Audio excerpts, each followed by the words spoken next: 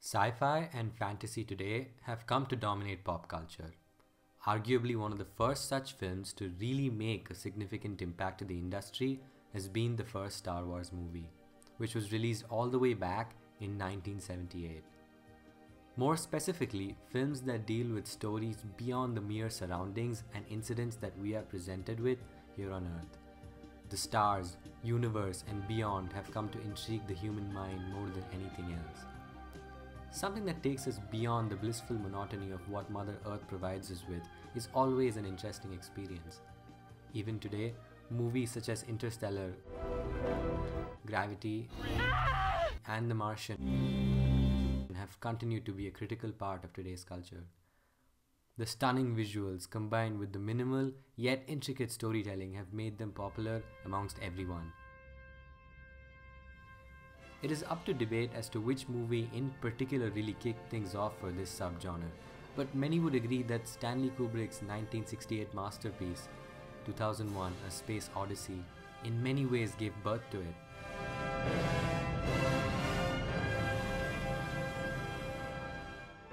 Kubrick, known and loved by many, is often regarded as one of the most revolutionary directors to grace the industry. He's most notable for his need to control each and every aspect of the filmmaking process, from direction to cinematography to editing to writing, and the list goes on. A perfectionist who will settle for no less than the very best.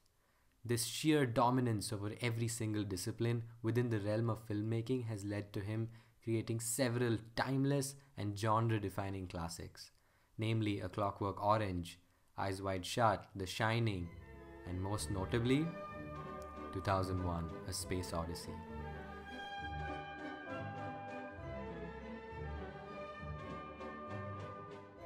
It is difficult to summarize the central theme of the film within one sentence, as it covers a wide variety of concepts in a confusing yet thought-provoking manner.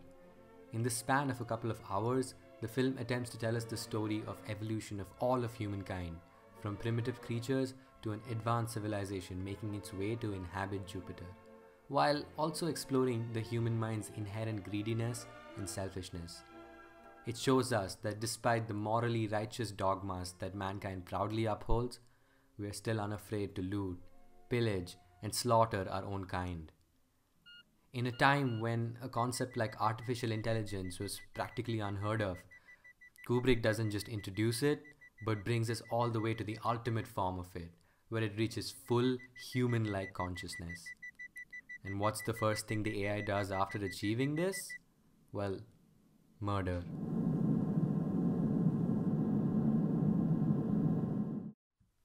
We are also presented with hints of alien intelligence, which Kubrick cleverly simplifies with the existence of the monolith, a literal matte black cuboid.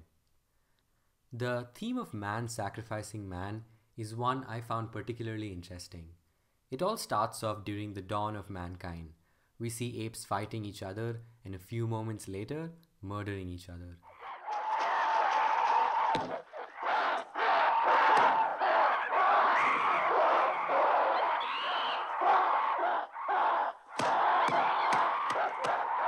This acts as a precursor to what we see later in this film, wherein we discover that the astronauts aboard the spaceship headed to Jupiter are kept unaware of vital, life-threatening information by the organizers of the mission.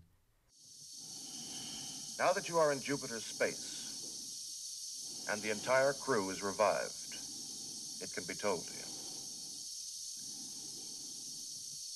18 months ago, the first evidence of intelligent life off the Earth was discovered. It carries on to show us how easily we are willing to throw another one of our own kind right under the bus. Of course, not every human is going around slaughtering each other daily, but pain and suffering continue to exist. Despite being given the power to make change, we as a society seldom utilize tools such as compassion to help one another, unless we have something to gain from it or have some kind of an emotional attachment. The final form in which we see this sacrifice is when Hal, the artificial intelligence on board, calmly murders the 3 cryogenically frozen passengers. He later reveals the reason for it. This mission is too important for me to allow you to jeopardize it.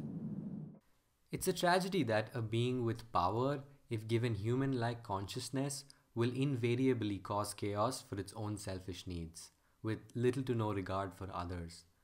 The film ends with our main character and sole survivor, David, being thrusted into another dimension and finding himself in a room with his own self, but in different stages of his life. The final frame of the movie is somewhat representative of a baby in an embryo, accompanied by the monolith, vaguely indicating that the alien intelligence has decided to give humanity another try. This frame evokes the same levels of confusion, regardless of whether someone has watched this movie or not. Which is in line with Kubrick's vision of allowing the audience to take away only what they can, without unnecessary spoon feeding. As Jan Harlan, the executive producer of Eyes Wide Shut, says, "It is much better to leave the end of 2001 and the whole story, in fact, as it stands, unexplained, as a bow to the unknowable."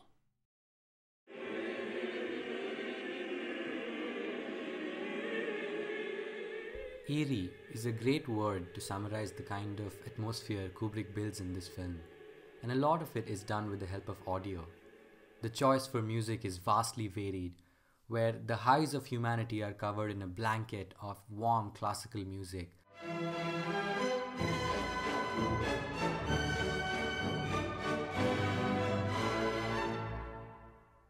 While the unsettling and eerie parts of humanity are covered in what can almost be described as noise.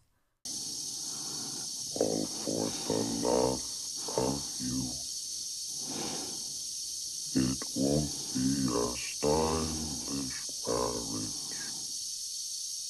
like a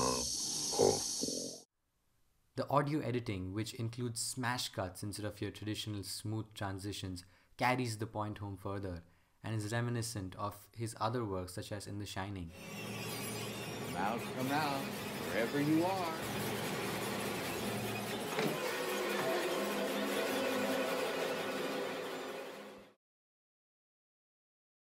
From the very first shot here, we are presented with a beautiful orange sunset, which sets the tone for the rich and vibrant color pattern that is used throughout the film. The sheer focus placed on the use of perfectly complementary tones throughout the film is mammoth.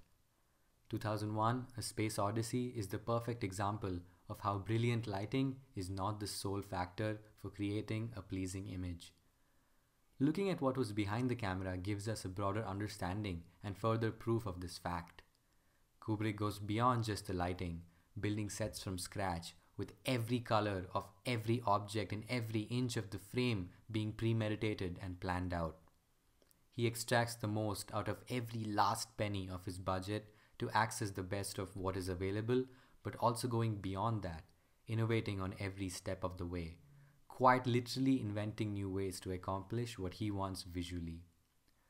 When effort is put in, the effort deserves to be shown off, and this is exactly what Kubrick does by deciding to primarily utilize wider shots throughout the film. This shows the kind of confidence and planning that went into the set and production design. He reserves the close-ups only for very key specific moments. Open the pod bay doors, Hal. I'm sorry, Dave. I'm afraid I can't do that. Which results in them carrying even more value than close-up shots normally do.